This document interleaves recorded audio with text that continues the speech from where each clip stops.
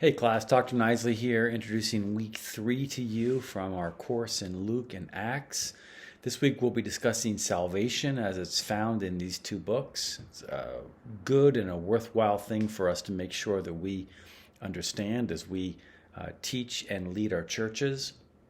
So, there are a couple of articles that you're going to read from Carson and Nielsen. There's a good one from Colin Smith, and then there's one from Carson himself. I really like the article that talks about Jesus' resolve to go to Jerusalem. I encourage you to read that one carefully. It's very, very good. This week you'll be using biblical passages in your discussion as well as scholarly sources as you discuss the topic of salvation. And then for your project this week, you'll be submitting your final proposal. Make sure that you follow the guidelines carefully, that you dot the I's and that you cross the T's. You've got some videos to look at this week. There's a dry but very important article by Millard Erickson on salvation. And then there's a good little bit here on the difference between preaching and teaching. I try and include both aspects when I do my ministry in the church, both from the pulpit and from the lectern. And, basically the way that this has always been understood is that teaching is when you're trying to inform somebody, you're trying to give them new information so they master it and can take it home with them.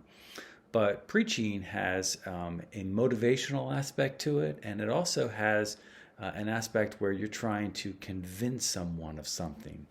And so I hope that distinction helps you as you move through things. I know if you're called upon to give a sermon somewhere, make sure that there is a motivational aspect to it, because people are going to expect if you go somewhere to preach that you're going to be convincing them of something and calling them to an action.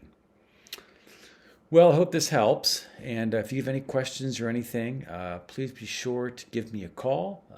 I posted an announcement just a little bit ago that has an annotated bibliography of some of the sources that are in my library from Luke and Acts. And I hope that those sources are helpful for you as you move forward. As I explained, you don't have to use any of them, but that's just there kind of for the good of the cause. Well, may the Lord bless you. You guys are a good group of people. I've enjoyed interacting with you in the discussions, and you take care. All right, bye-bye.